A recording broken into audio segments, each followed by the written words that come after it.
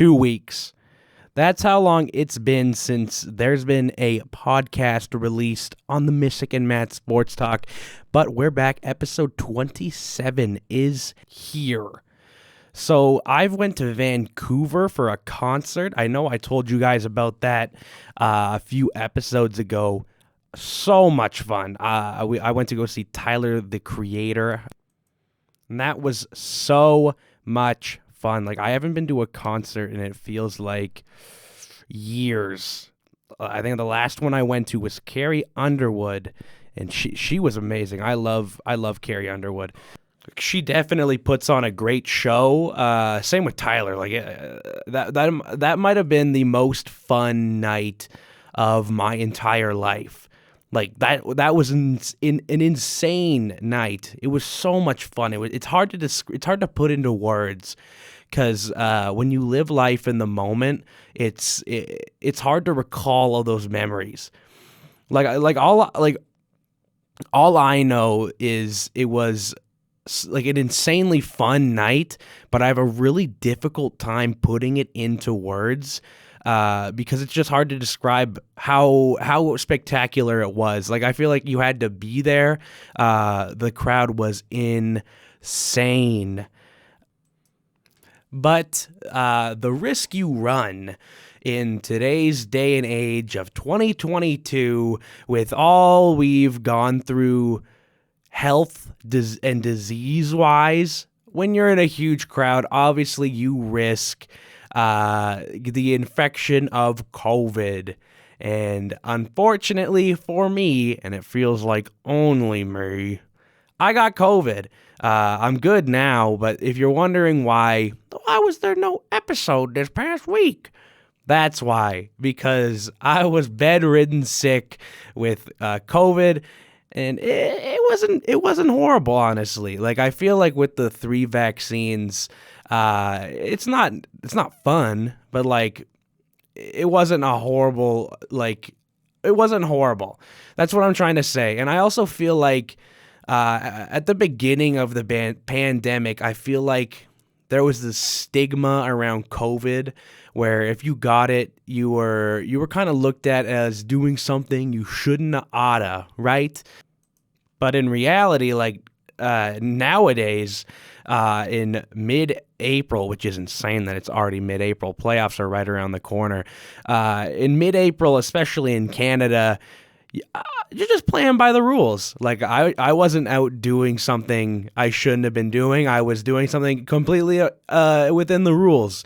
And I feel like there's still some people that look at getting COVID as a bad thing. Like, you were out there doing something bad that you shouldn't have been doing. And in reality, it's just a contagious disease that anyone can get at any time. And I honestly believe that most people who haven't had it probably have had it, but they just didn't know or they didn't test. That's just my opinion. I feel like it shouldn't be looked at in such a negative light anymore. I understand the fear that was associated with it at the very beginning, and I still understand that now, because everyone's situation is different. But I feel like we should stop looking at it in such a negative light. In the sports world, so much has happened. It's only me today, obviously, if you couldn't tell. But I'm going to go into, I'm not going to talk about, like, in the overall anything, but there was a huge news. It was an article from The Athletic. Ian Mendez, Dan Robson, and Katie Strang wrote a beautiful piece on Eugene Melnick and just all the shitty things he's done. And I have a lot prepped for that, so I really want to get into that. But before we do that, might as well start a little lighthearted.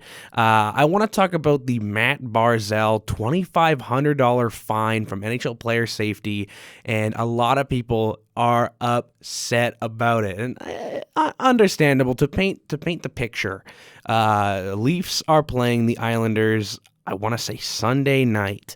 Maybe it was Monday. No, it was Sunday, because yesterday was Monday.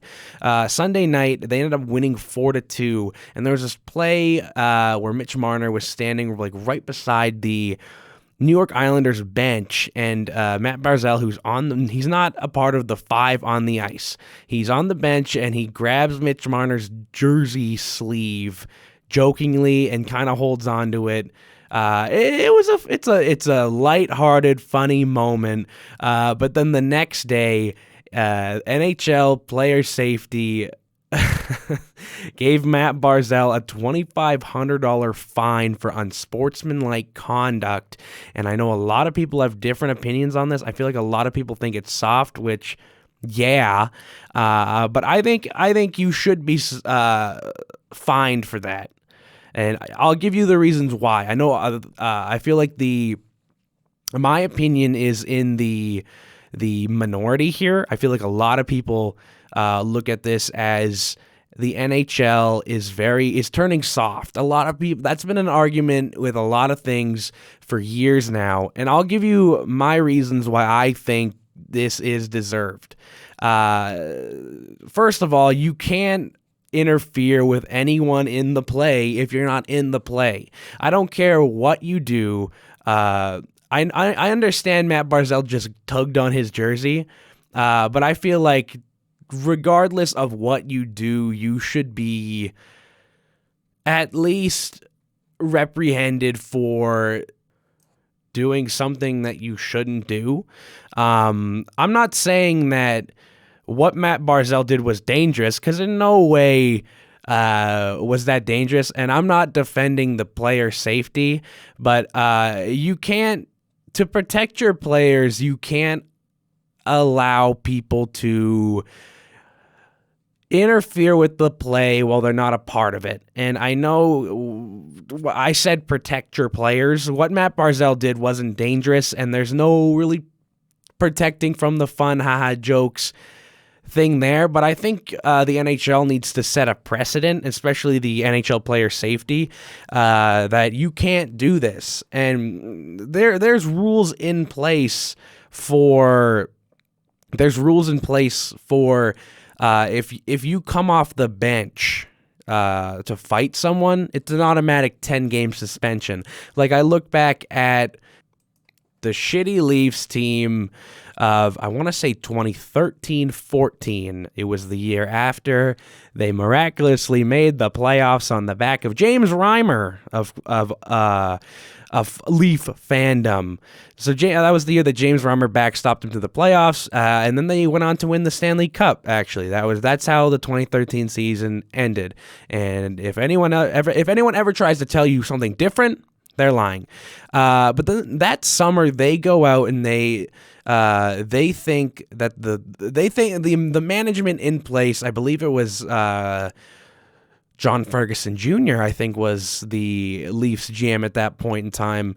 They went out and they decided that they were going to acquire 30-goal scorer David Clarkson out of free agency. And the Clarkson era in Toronto ended in a creative way. It was the Nathan Horton trade, and that's kind of like the first time like LTIR was like switched in my mind, is when that happened, because that's the first case, at least in my young hockey brain, that I could remember.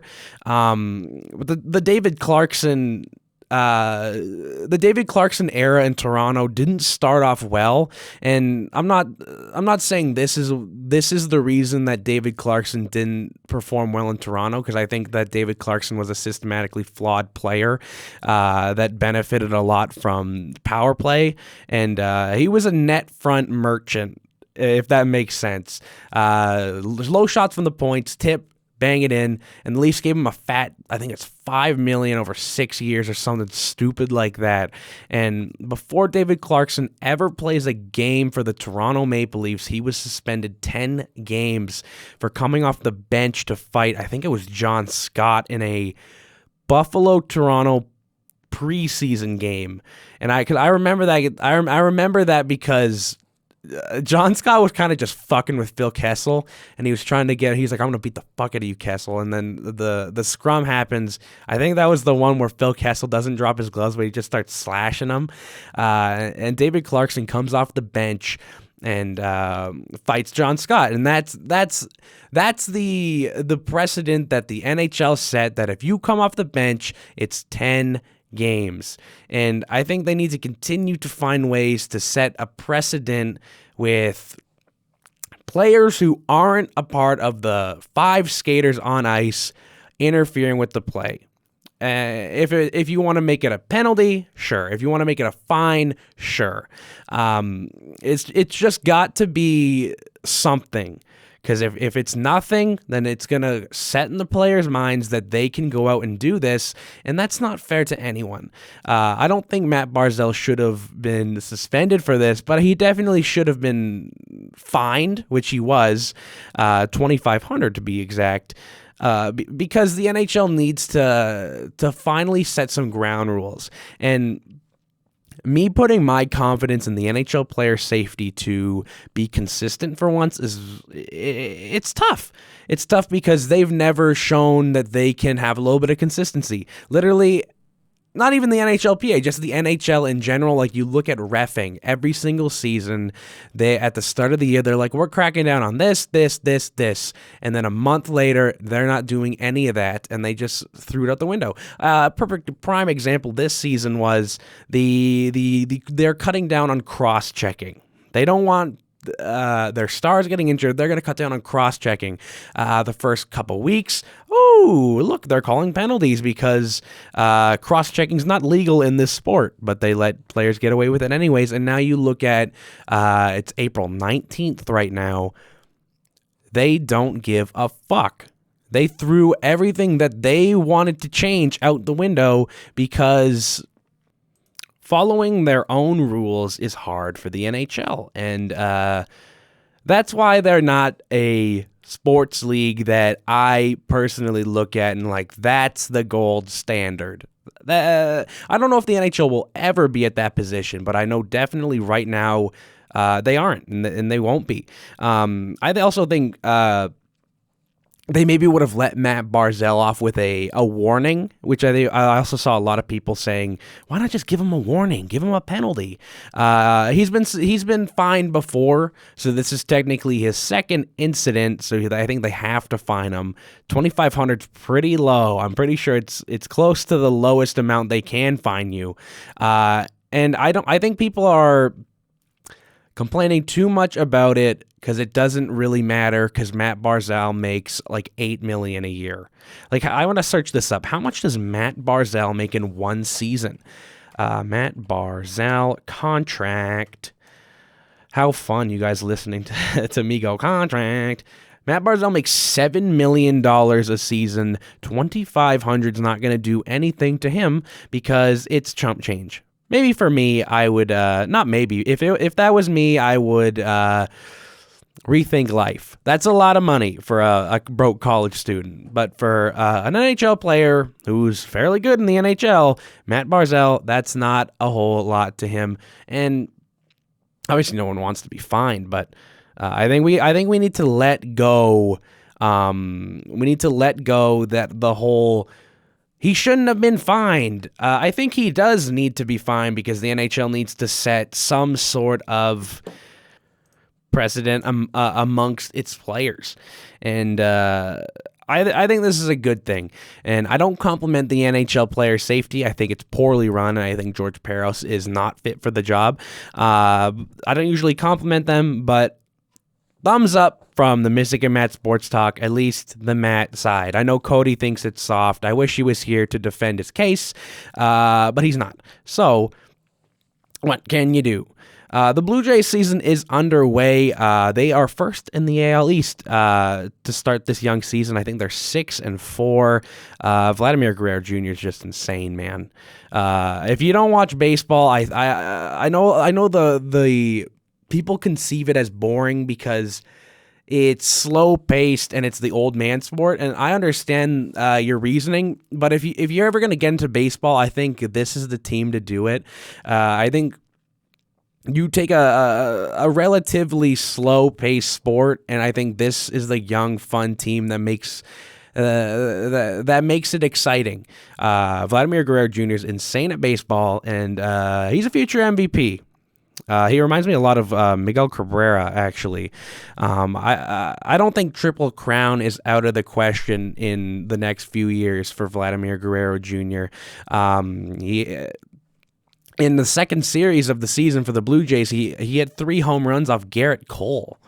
And Garrett Cole's a hell of a pitcher, man.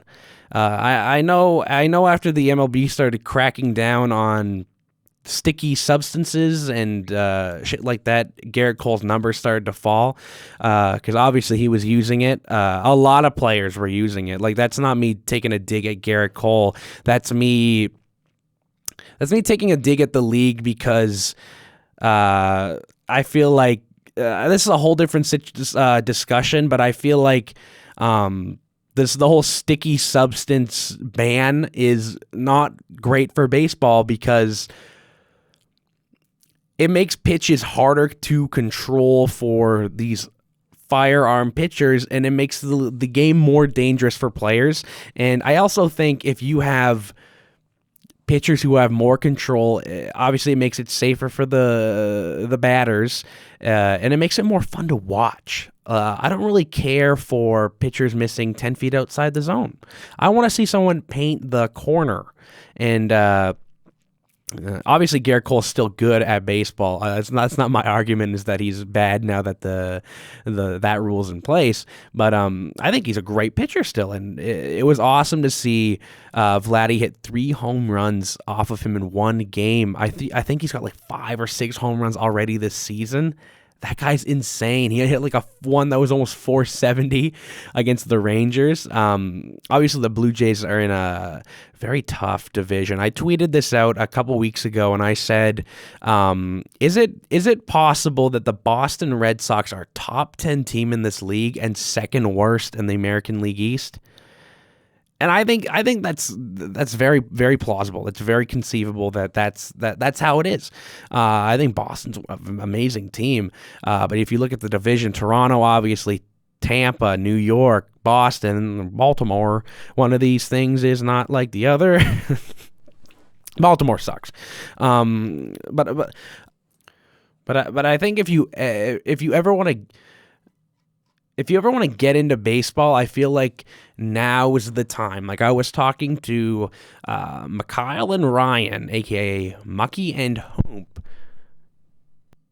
yesterday at the gym, and they were telling me about how they're starting to get into it, and that's amazing to hear, because I remember that's what got me into baseball back in 2015 was those Blue Jays teams that made it to the playoffs.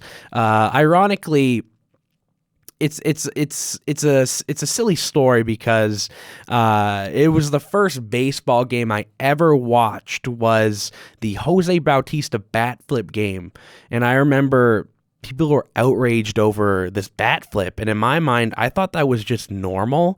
And I feel like it's a good mindset to have, that's just normal because it's fun. And you're never gonna catch me arguing against fun, especially in a league that struggles to reach a younger audience in baseball. I think bat flips are fun, and I think if you don't like it, then you suck. No, I'll never forget, that was the first game I ever watched, and I thought that was just normal for baseball players to do. Obviously, Pete Alonso and the Mets had a really eccentric bat flip in the first series. I don't remember who they were playing, but he like spun it around and flipped it. It was awesome, and I love that shit. I think if you don't love it, I don't like you. That's just my opinion. The Toronto Raptors. We got some basketball talk. They're in the playoffs. They're playing the Philadelphia 76ers in Game 1. And I'm on record on this podcast of saying the Toronto Raptors will not make the playoffs, and they are not very good.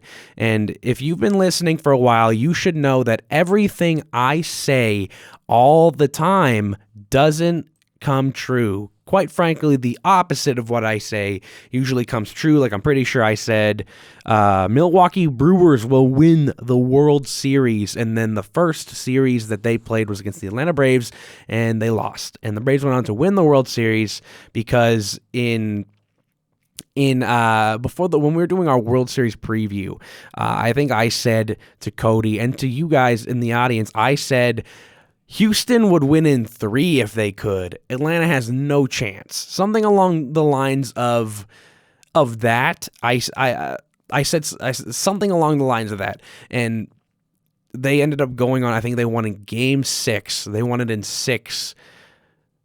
It's just unbelievable that everything I say doesn't come true. Like, I really want to say as a Leaf fan that they're not going to win the Stanley Cup, but knowing my luck, that's the only one that will come true. I have a really hard time betting on the Leafs, and I bet on the Leafs last night with Mucky, and I'll get into that after we preview the Toronto Raptors Philadelphia 76ers series, which not really preview because it's underway right now. The Raptors are down 2-0 in the series.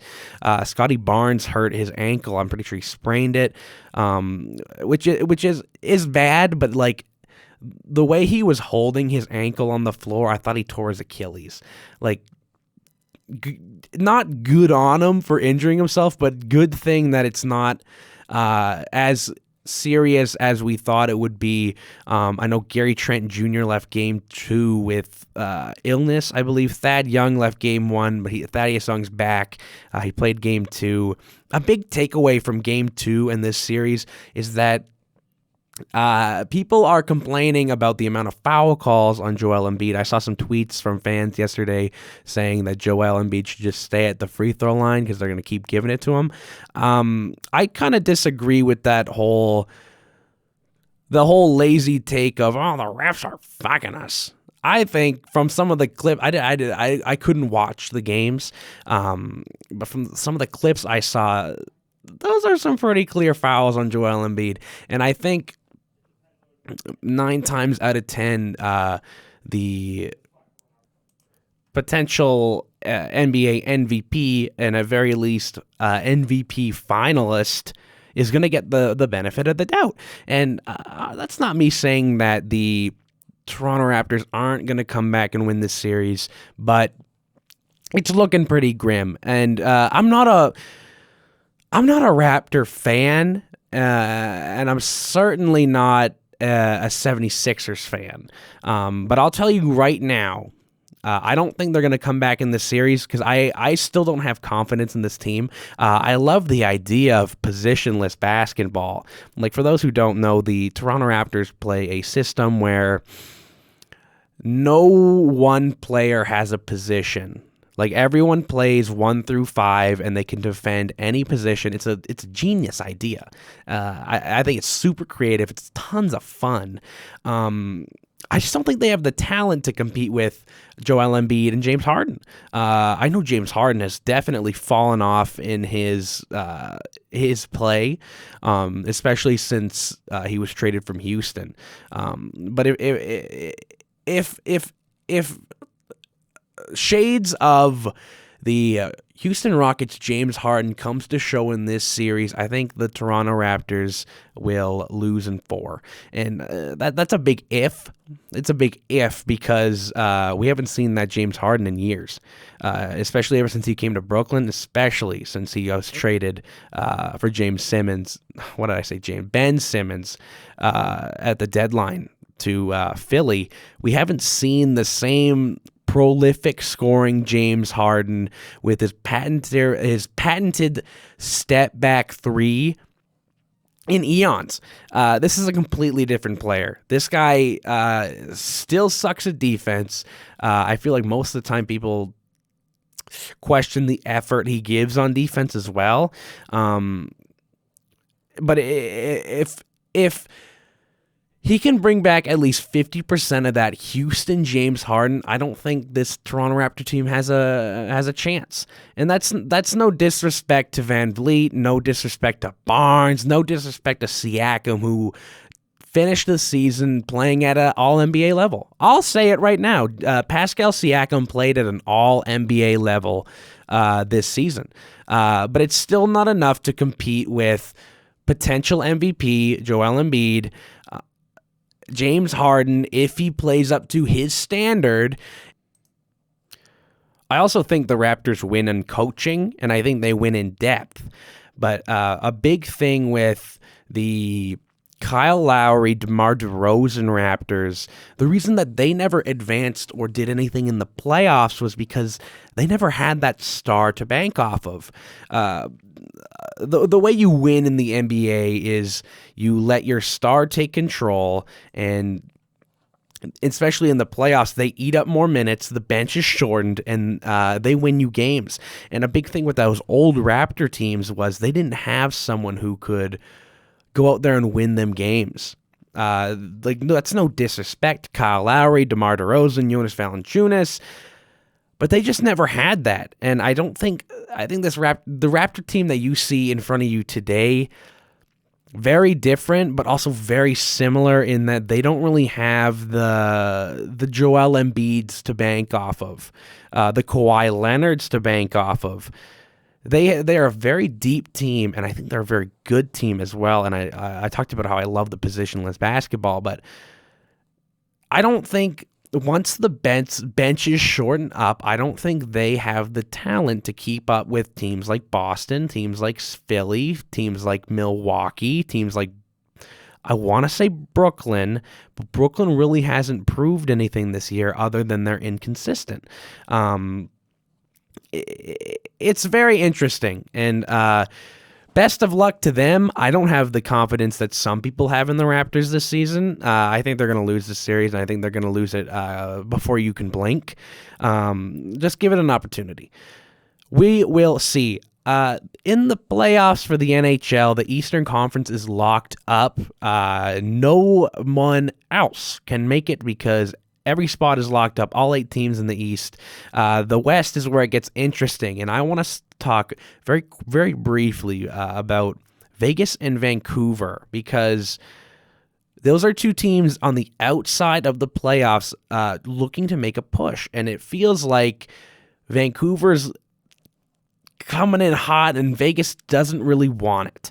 Obviously, in the wild card right now, it's Nashville, Dallas, with Vancouver and Winnipeg and Vegas looking in. I think Winnipeg's a little less realistic, in my opinion. I don't think that's a good team. The 2 interesting ones are, as I mentioned, Vegas and Vancouver. Vegas lost last night to New Jersey, and that's a must-win game. And I tweeted this out on my Twitter, ethan.maat, ETHANMAAT. I tweeted this out because I saw it on Instagram, and it was Jack Eichel's stats from last night. And here it is. Jack Eichel tonight, 0 goals, 0 assists, 0 points, 0 quality shots, 0 PIMs, 0 blocks, 0 hits, 0 giveaways, 0 takeaways, 0 scoring chances. And yes, before you ask, Jack Eichel played in this game. That's not enough when you are playing the New Jersey Devils, who fundamentally and systematically are horrible. And that's not me trying to rag on a franchise that's been bad for years, and the only good thing that they've had in the last, I feel like, decade was Taylor Hall. But New Jersey sucks, and every year they suck, and it feels like they go out into free agency, they spend like the big boys, but then they're always at the bottom of their division. That's a game you have to win. Mackenzie Blackwood was not playing. It was Andrew Hammond in net. He stopped, I think it was 41 of 43 or something stupid like that in the 3-2 New Jersey win, but it's just not something that you can lose. And I'm not a Vegas fan. I don't watch a whole lot of Vegas games, but we have a close friend, Mikhail Abdullah, Mucky, who's been on this pod multiple times. He's a big Vegas fan, and the way he describes it is that the Vegas Golden Knights play with no heart is a big one that Mikhail talks about. And I didn't really believe him at first, and then I watched the Vegas Golden Knight Edmonton Oiler game, and I totally agree. Watching them, I know, Mucky, you're listening to this. I want you to message me and tell me what you think exactly, because I think they play purposeless hockey. I think they're weak. I think even bad teams, I feel like, have identity. I feel like this Vegas team doesn't have any identity. Like, I feel like they go out there and they get 35, 40 shots a game, but how many of them are quality chances? They remind me a lot of the Toronto Maple Leafs from a couple years ago, which is a team that I can really relate with because I'm a Toronto Maple Leafs fan. And putting it in that perspective, they're a good team that doesn't create a whole lot of good chances. And the reason for that doesn't make any sense. Like, if you think about the best teams in the league, and especially a few years ago, I thought that was Toronto, but I think about that team from a couple years ago, and it's like Tyson Barrie, every power play, I feel like he's shooting a slap shot, and I want to see if Oiler fans can relate. He shoots a slap shot that it just hits someone's knee and dies, and I feel like that's the kind of the mentality the whole team had back then. Was they weren't creating a whole lot of dangerous chances. They were creating okay chances from the perimeter, but they couldn't get into the deadly scoring area, which is right in the slot. And just watching those couple Vegas games, I could see that's how they play. And I understand they've had a lot of injuries this year, but at some point it's like, I think you just got to scrap this season and start over again,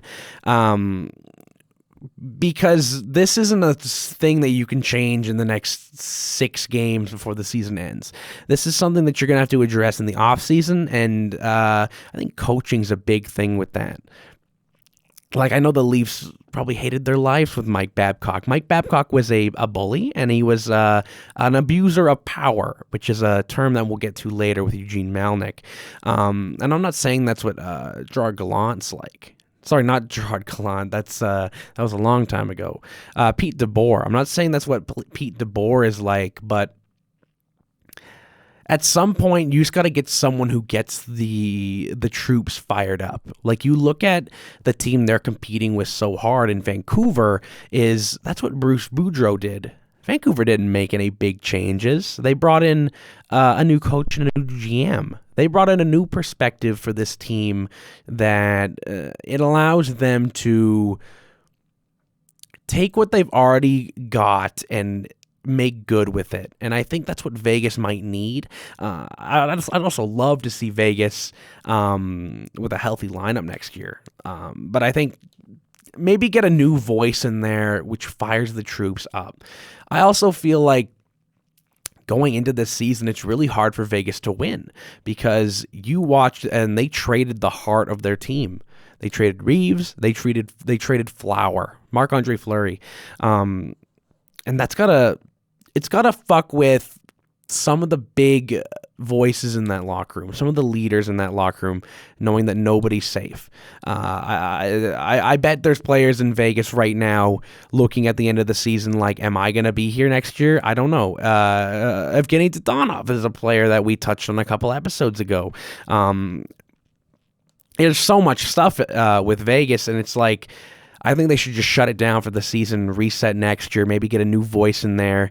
And Kelly McCrimmon's a solid GM, but I think it might be time for him to use his bullet and Pete DeBoer. And that sucks for Pete DeBoer because I'm not saying he should lose his job because of performance. I think he should probably get replaced so they can get a new voice in there to fire up the gang. And I know I reiterated that point a few times, but that's just how I feel. So we're going to take a hard left turn, and for the rest of this episode, I want to talk about the Ian Mendes, Dan Robson, and Katie Strang article that was released on April 14th, which from the day of this was recording, that was 5 days ago, about Eugene Melnyk. Obviously, Eugene Melnyk passed away at the age of 62 a couple weeks ago on March 28th. You never want to see someone pass away. And even though Eugene Melnyk wasn't a great person, just to start off this conversation, I want to send my condolences to his family. And you're never wishing for harm on anyone, even if they weren't great. So Eugene Melnyk took over for the Ottawa Senators back in 2003. That's when he first took over for the Senators, and that's when the good times started rolling in. He was praised for keeping the team in Ottawa, and it's true. That's not wrong, is that he did keep the team in Ottawa, and for a long time there, it didn't look like that was going to happen. And I know you look at, I don't remember what game it was, but it was a few years, I want to say 5-6 years ago, Ottawa had an outdoor game where they were practicing at Parliament, and Eugene Melnyk went on, did an interview and said something about, well, we might just have to move him. And that was just the guy he was. He was a brash and bombastic personality, and it didn't sit well with people. Obviously, Eugene Melnyk did some good things throughout his life. I'm not sitting here saying that he went out there and did all this shitty things and that's all he did. Obviously, he did some good things. Was it for good PR? Was it not? We'll never know. But I think Eugene Melnyk, especially after we go through this article, you're going to realize that he was an abuser of power, and he scared people in the office. Around the office, Eugene Melnyk would strike abrasive and in an intimidating tone. He would sometimes curse and angrily announce that he would, quote, fix the problems on his own around with his staff. Like, he didn't treat people with respect. He was obviously a brash. He was abusive towards his own staff. It's also beautifully written in this article. They never go out and say that Eugene Melnyk has an issue with drinking, but it's very heavily implied that he had a drinking issue. And it says in the article that he was noticeably intoxicated at games, and it made his team employees uncomfortable. And that was over 20 years ago. Like, that's how long ago that was. It was over it was not. It was pretty close to 2 decades ago. By 2007, his behavior issues and liquor issue would prompt a collective group of people trying to keep him away from a TV camera or the Sens locker room. I'm reading that straight from the article. I don't want to read the whole thing. I think you should go check it out. The Athletic does a lot of great things. And shout out to Mucky for letting me use his, because we choose to steal. I'm just kidding. No, but he wanted his opinion voiced, and from the looks of it, Eugene Melnyk would not take no for an answer. And I feel like if you think about a lot of people in your life who have power, a lot of people believe it's their way or the highway, and it looks like, especially on these drunken tirades, Eugene Melnyk would go out and try and force his opinion on people, and that's why they have to keep him away from TV cameras, because they don't know what he's going to say. And now that all this information's come out, it probably wasn't going to be something good. There was a few times where Melnyk actually got in the Sens locker room, and this is in 2007, where they went to the Stanley Cup Final and they lost to the Anaheim Ducks. It was after their 6-2 loss in Game 5. Melnyk stood in the middle of the visitors' dressing room and delivered a speech to the dejected players who, keep in mind, had just lost the Stanley Cup. And could you imagine drunken Eugene Melnyk coming in and going on several wild tangents? At one point, it says he declared that he was once a goalie and pretended to make a stick save. Melnyk, to many players in the room, appeared intoxicated and also had a hard time identifying Ottawa players outside of stars like Daniel Alfredsson, Jason Spezza, and Danny Heatley. It just doesn't seem like a fun situation you want to be in, and that's just the player perspective. An anonymous player from that team actually called Eugene's behavior, quote, Mickey Mouse. And for the people who are like, what does that mean? It's a clown show is what people are trying to say it is. Mickey Mouse is, the term Mickey Mouse something is utilized a lot in sports, especially when people are trying to discredit things. Like, a lot of people go out and say, oh, the Tampa Bay Lightning's first Stanley Cup of their back-to-back here was a Mickey Mouse championship because they won it in a COVID-shortened year. Obviously, people with their right mind don't think like that, but it's a term used to discredit people, and Eugene at that point was in his mid-40s and a billionaire. He's got to be better than have his immature Mickey Mouse behavior. When Danny Alfredsson left for Detroit, and I want to say that was a long time ago. I want to say that was like 2013, 2014. Obviously, when you think of Daniel Alfredsson, you think of, at least I think of, Ottawa Senator legend. Like, that's the franchise icon. And when he left for Detroit, Eugene apparently called him a prick. He called him an asshole. And straight from the article, apparently he wanted to triple the price of tickets for his return because he wanted to make it as hostile of an environment as possible for when Alfredsson came back. He didn't like that his player left, his captain, his franchise icon left, and he wanted to take it out on the fans. Like, it just doesn't make any sense that that's Eugene's motive. That's obviously not even the worst thing he did. Just not a great guy. In the 2010s, I think it was 2010 is when Eugene Melnyk and his wife split up. They would litigate for the next decade. So it took over 10 years to get the legality sorted out with that, because Eugene was a stubborn prick like that. He would, if he would stretch that out with his wife, imagine what he would do with the Ottawa Senators employees. It's a sticky situation, and people in the organization say his anger and unpredictability gradually increased in the years that followed the dissolution of his marriage. So you see 2003 when he takes over, that's the highest of highs, I think, for Eugene Melnyk and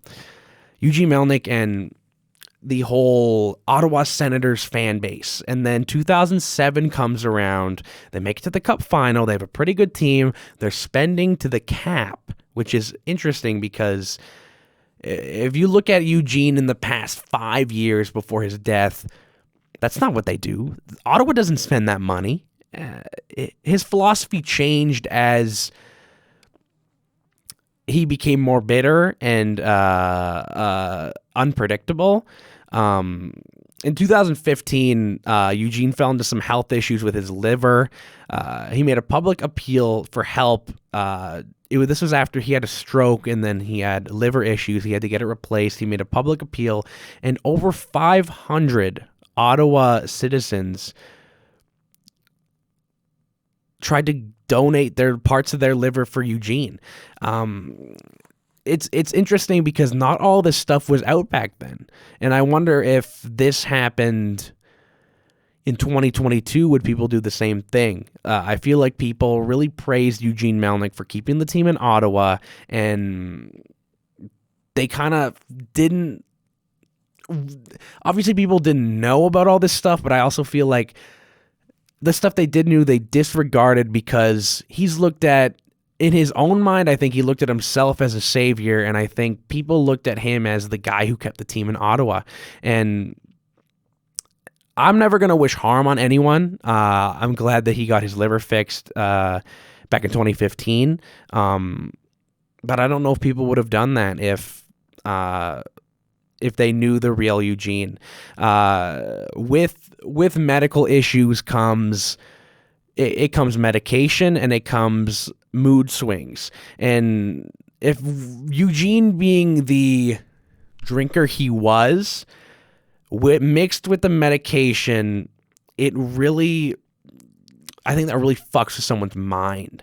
And who knows, in the dying days of Eugene Melnyk, in the years that led up to March 28th, who knows what his mental state was, because he'd spent years on medication. He'd spent years as a drunk. He'd spent years as a guy who has major health issues.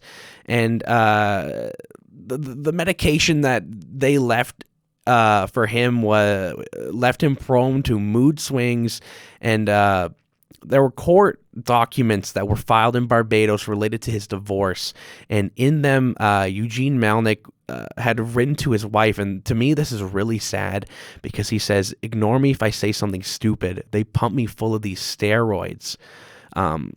It's sad, because you don't, as much as a piece of shit as Eugene Melnyk is, it's sad because in that state, his mind isn't working properly.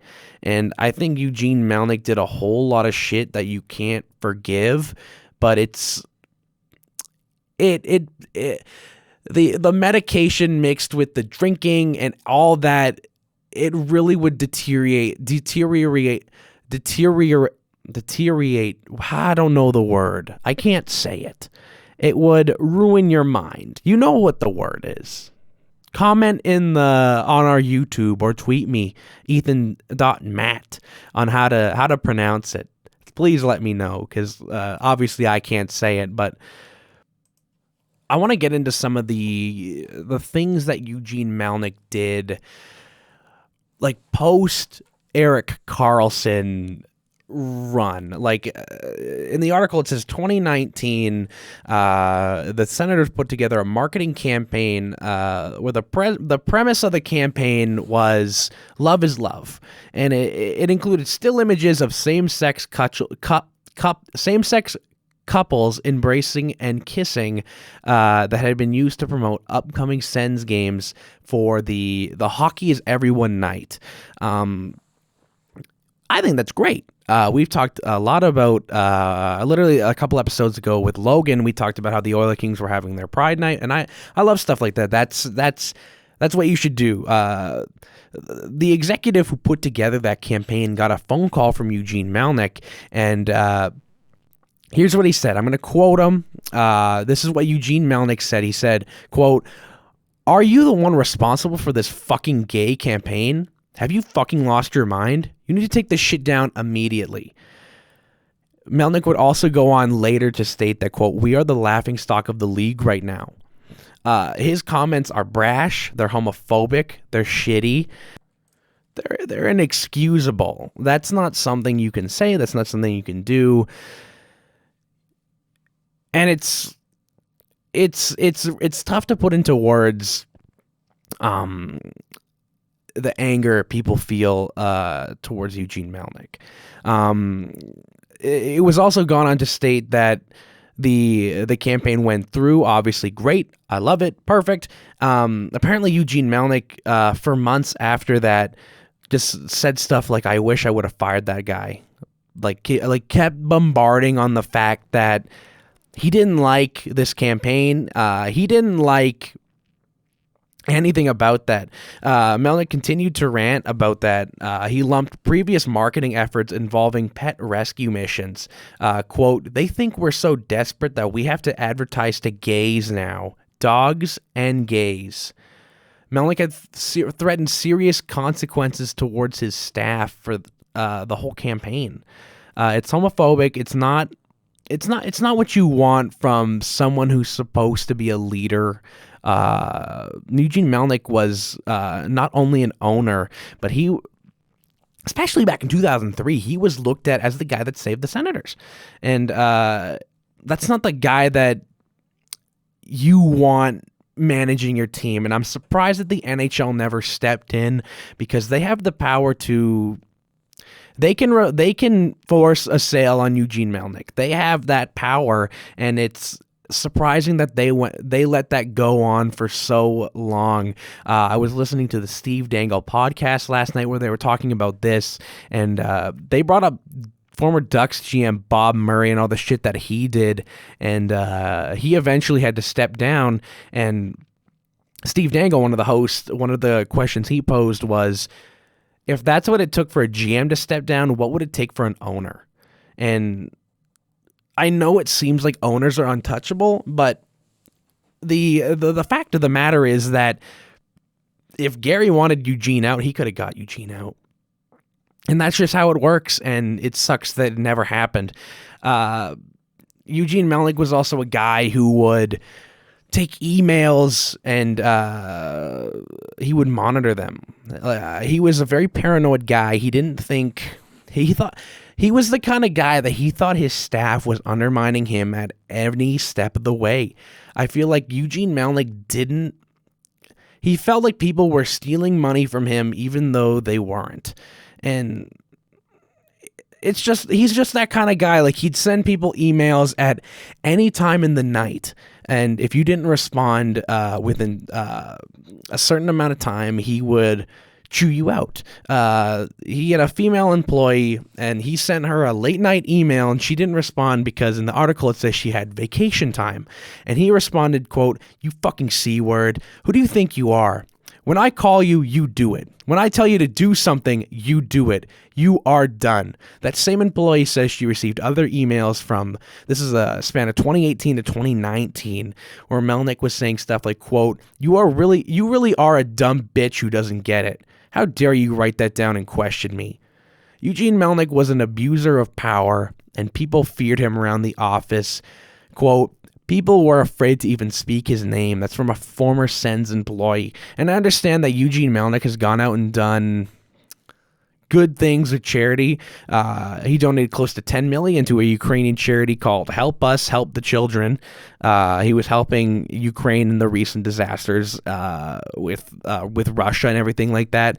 But bottom line is, Eugene Melnyk was an abuser of power.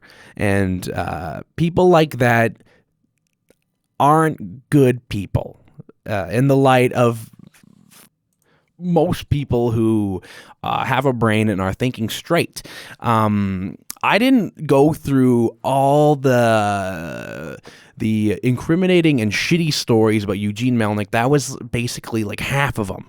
I really encourage you to go check out the article from The Athletic. It was published 5 days ago. Again, it was Ian Mendez, I want to say Dan Robson, and Katie Strang wrote that article. It's beautifully written, and it really puts into light the monster that Eugene Melnyk was to his employees and the people around him in business.